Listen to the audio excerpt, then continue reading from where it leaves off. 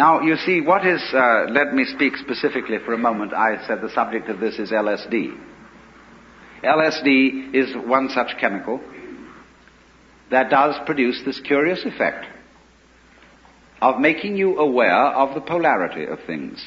It does lots of other things. It does lots of rather unessential and trivial things.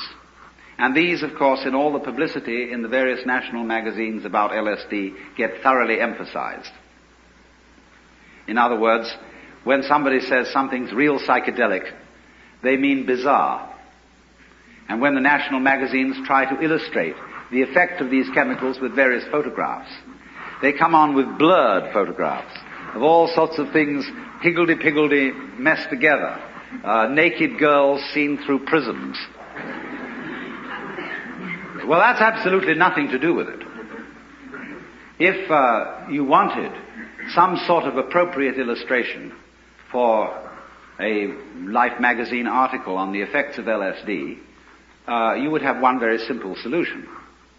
You would publish the most gorgeous color reproductions of Persian miniatures and of Moorish arabesques and of the illuminations of Celtic manuscripts.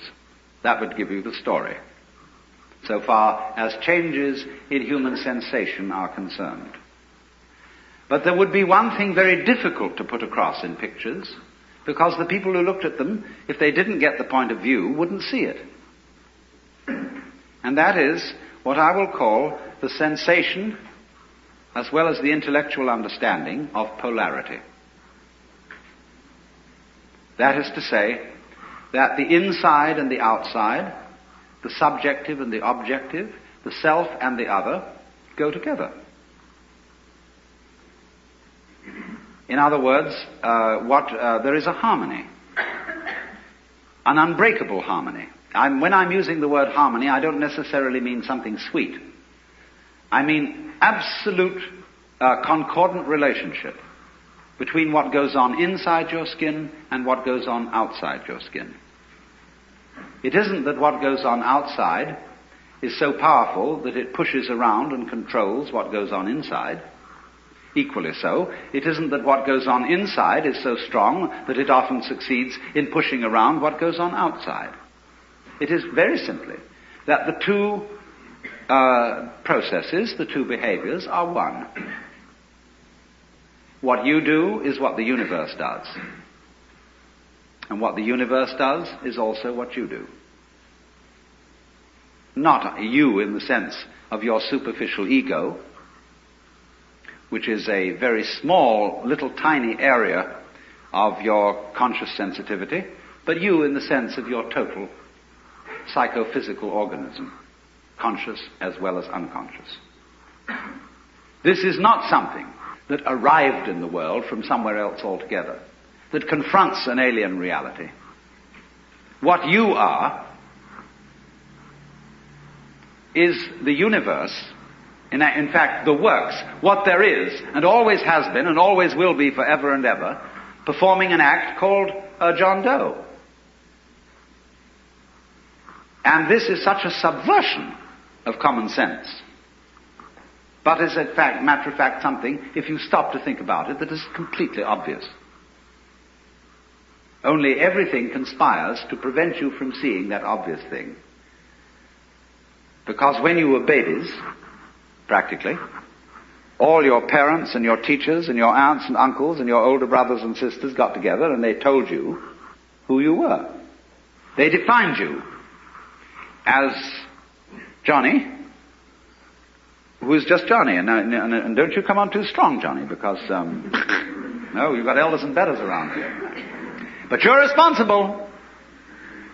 You're a free agent. You'd better be.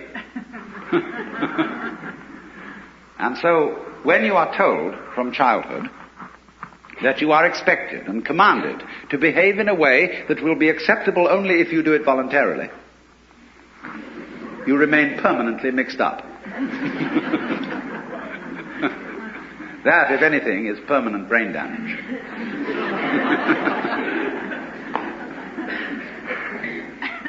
But that's the idea, you see, because that's the game we're playing. You started it. I didn't. See? That's the game we're playing.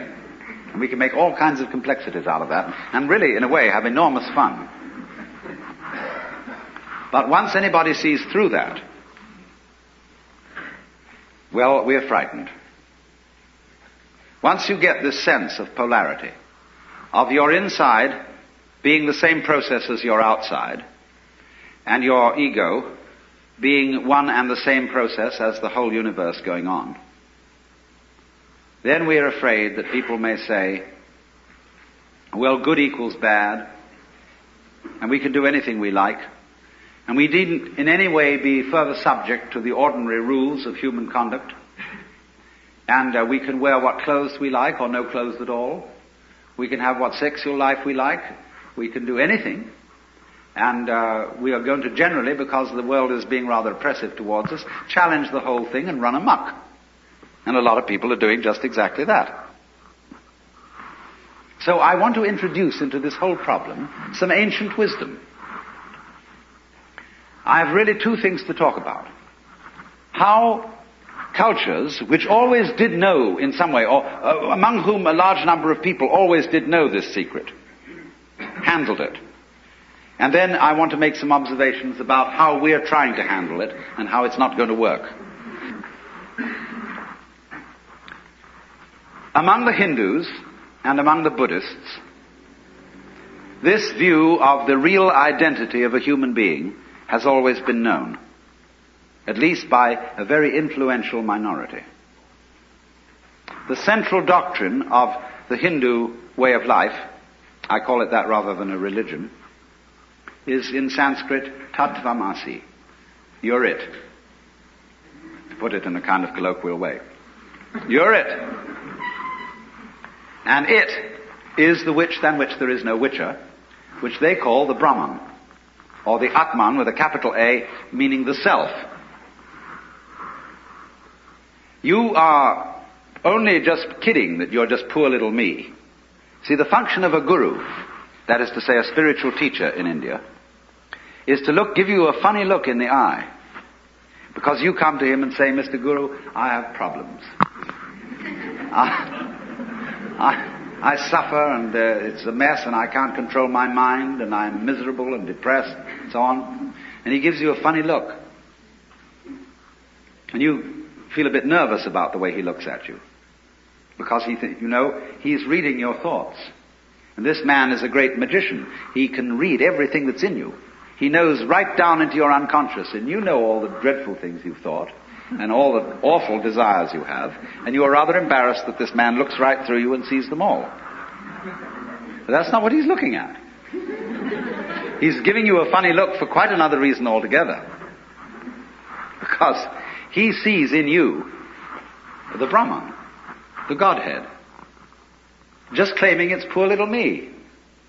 And he's going to eventually, by all sorts of subtle techniques that are called in Sanskrit upaya, that in politics means chicanery, and in spiritual education means skillful pedagogy.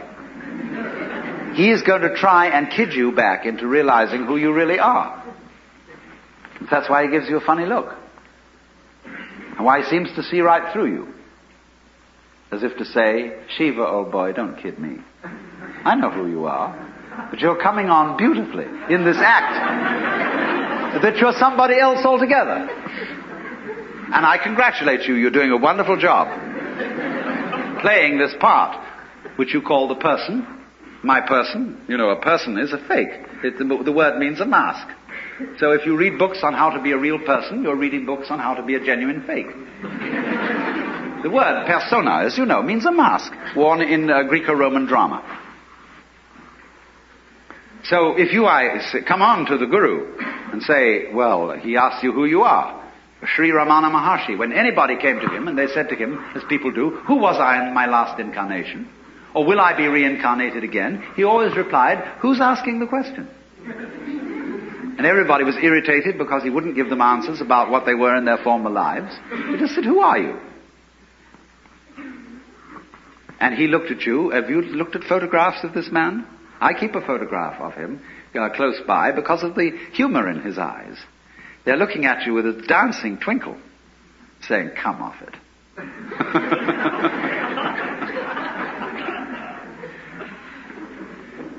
Now then, in these Asiatic traditions, it is well recognized that people who get the knowledge that you're it may very well run amok. And therefore they always couple any method of gaining this, whether it is yoga, whether it is smoking something or drinking something or whatever is the method, they always couple it with a discipline. Now I know the word discipline isn't very popular these days.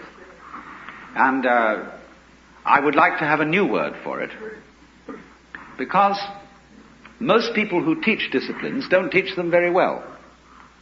They teach it with a kind of violence, as if a discipline was something that is going to be extremely unpleasant and that you're going to have to put up with.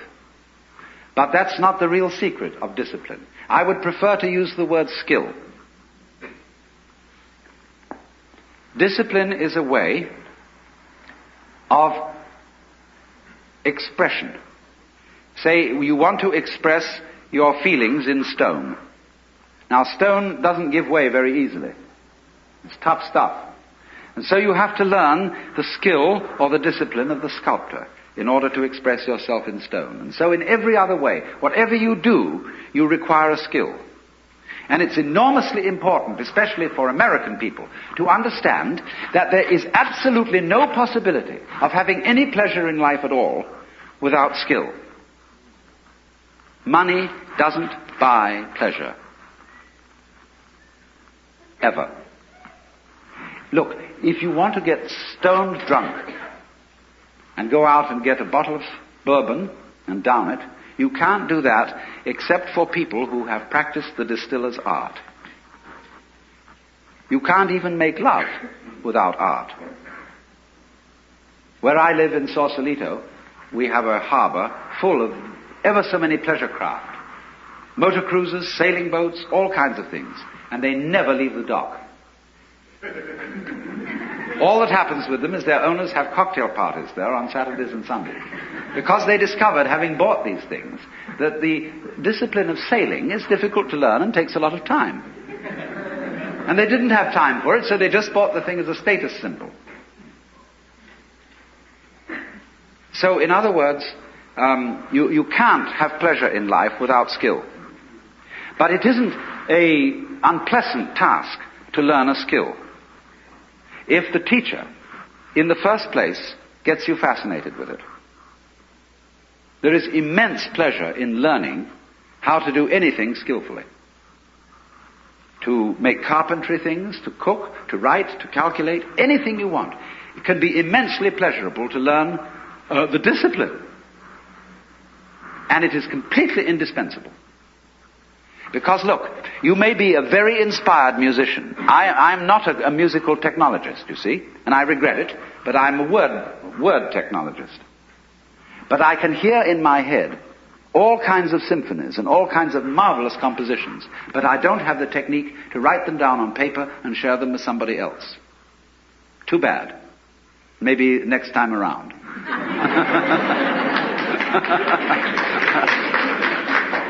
But you see, so far as words are concerned, I can express ideas because I have studied language. And I have worked very hard. Not that I didn't like it, I intensely enjoy the work of writing a book, although it is difficult. But it's fascinating. To say what can never possibly be said. So, do you see what's happening? What you have to do, you have inspiration, but then you have to have technique to incarnate, to express your inspiration. That is to say, to bring heaven down to earth.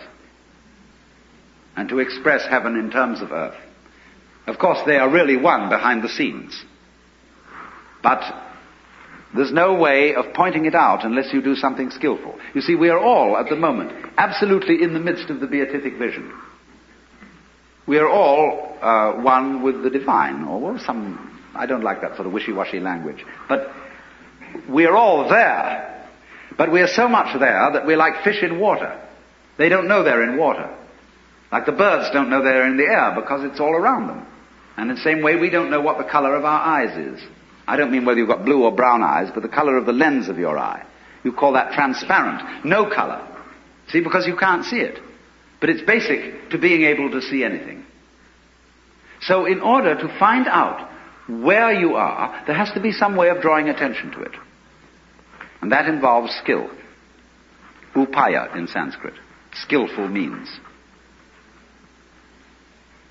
So, it's all very well. Anybody can have ecstasy. Anybody, as a matter of fact, can become aware that he is one with the eternal ground of the universe. But since that's what you are anyway, I'm going to ask, so what? When a hero goes on an adventure, and he leaves his people, and is going to a strange land, he can go away and just hide himself round the corner in an obscure house, and then appear a year later and say, I've been on a heroic journey, and tell all sorts of tales. And they say, prove it. Because they expect him to bring back something which nobody has seen before. Then they believe you've been on the journey. So in the same way exactly, anybody who goes on a spiritual journey must bring something back. Because if you just say, oh man, it was a gas. Anyone can say that. Now this is why in the doctrines of Buddhism, there is a differentiation between two kinds of enlightened beings. They are both forms of Buddha, which is to say the word Buddha means somebody who has awakened, who has discovered the secret behind all this. In other words, all this thing we call life with its frantic concerns is a big act, which you, in your unconscious depths, are deliberately setting up. So you can do one of two things when you discover this. You can become what's called a pratyeka Buddha. That means a private Buddha, who doesn't tell anything. Or you can become a bodhisattva. A pratyeka Buddha goes off into his ecstasy and never is seen again. Bodhisattva is one who comes back and appears in the everyday world and plays the game of the everyday world by the rules of the everyday world. But he brings with him upaya. He brings with him some way of showing that he's been on the journey, that he's come back, and he's going to let you in on the secret too. If you'll play it cool and also come back to join in the everyday life of everyday people. Because this is the rule. If the world is dramatic, if the world, as the Hindus say, is a big act put on by the divine self, one of the rules of coming on stage is that you don't come on as yourself. You come on as the part that you're going to play. It's very bad form if an actor always acts the same way. That's what's called a star, as distinct from an actor. A real actor can become anything. And so, but in private life, well, he's just Mr. Jones. But he doesn't come on the stage that way. So in the same way, if you know that behind the scenes, in the depths, fundamentally, you are it, you don't come on that way. It always comes on as something else. That's the rule of the stage. Because without that, there wouldn't be a play. There would only be reality. No illusion. And the whole point of life is illusion. From the word Latin ludere, to play. Showbiz. The show must go on, so don't give it away.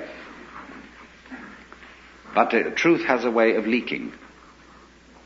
It gets out. But then the important thing is, you see, when the truth gets out, those who catch hold of it must find a way of staying in contact with what society calls reality.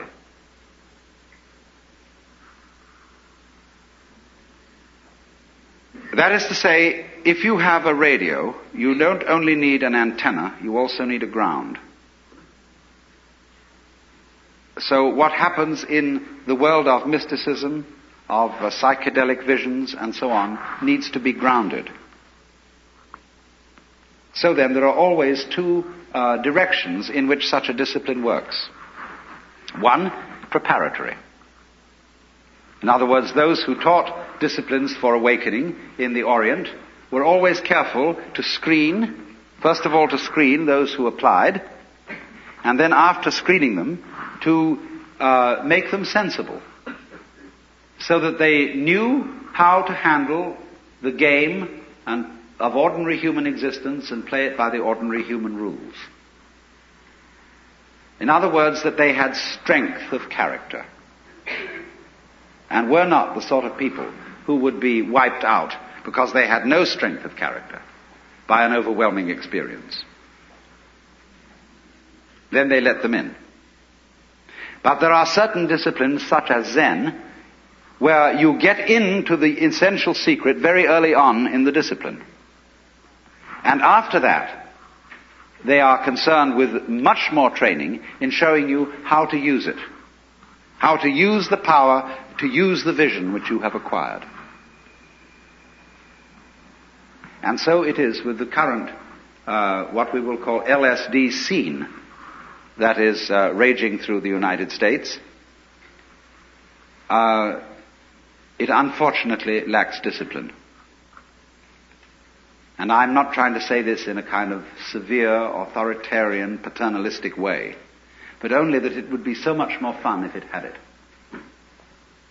In other words, when people try to express what they have seen in this kind of changed state of consciousness, they show 5 movies going on at once, projected upon torn bed sheets, with stroboscopic lights going as fast as possible at the same time, and 11 jazz bands playing. And they're going to blow their minds, baby.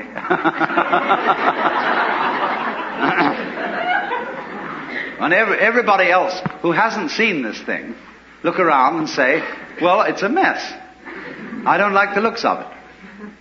Let's suppose that while you were very, very high on LSD, you looked into a filthy ashtray and you saw the beatific vision, which is, of course, the case, because wherever you look, if your eyes are open, you will see the face of the divine. Then you come out of your ecstasy with the dirty ashtray and say to everybody, here it is.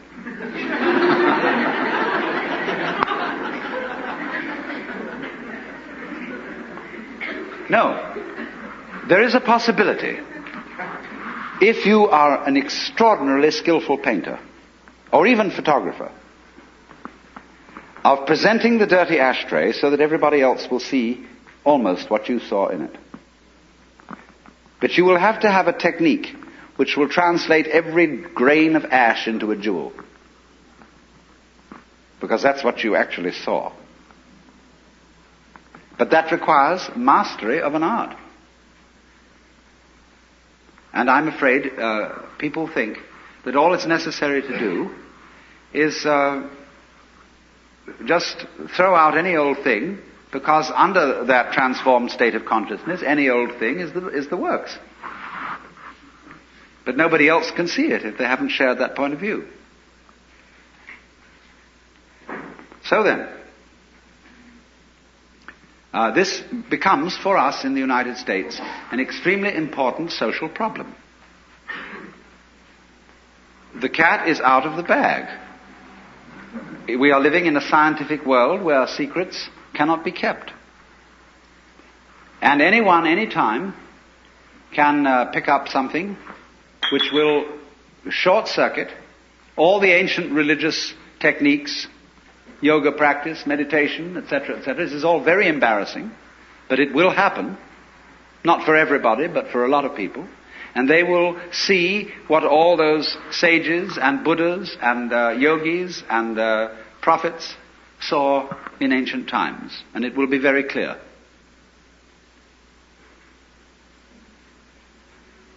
So what? So you see, you can say, look at all these people. who haven't seen it. This is a temptation. Look at them all going about their business, earning money and grinding it out at the bank or the insurance office or whatever it is every day, and how serious they look all about it, and they don't really know it's a game. And you can cultivate a certain contempt for people like that. But it's very, very bad to do that. Because, of course, don't forget, they have a certain contempt for you. You see, always the nice people in town who live in the best residences, they know that they're nice because there are some people on the other side of the tracks who are not nice. And so at their cocktail parties, they have a lot to say about the people who are not nice, because that boosts their collective ego. There would be no other way of doing it. You don't know that you're a law-abiding citizen unless there are some people who aren't. And if it's important to you to congratulate yourself on being law-abiding, you therefore have to have some criminal classes, outside the pale, of course, of your immediate associates. On the other hand, the people who are not nice, they have their parties. And they boost their collective ego by saying that they're the people who are really in. Whereas these poor squares who deliver the mail faithfully and who carry on what you call responsible jobs, they're just dupes. Or when they earn their money, all they do is they buy toy rocket ships with it and go roaring around and so on, and they think that's pleasure. So the people who are not nice boost their collective ego in that way. Neither of them realizing that they need the other just as much as a flower needs a bee and a bee needs a flower. So when you see the people who you think are not in on the secret, if you really understand, you have to revise your opinion completely and say that the squares are the people who are really far out, because they don't even know where they started. See, an enlightened Hindu or Buddhist looks at the ignorant people of this world and says, my respects. Because here I see the divine essence, having altogether forgotten what it is, and playing the most far-out game of being completely lost. Congratulations. How far out can you get?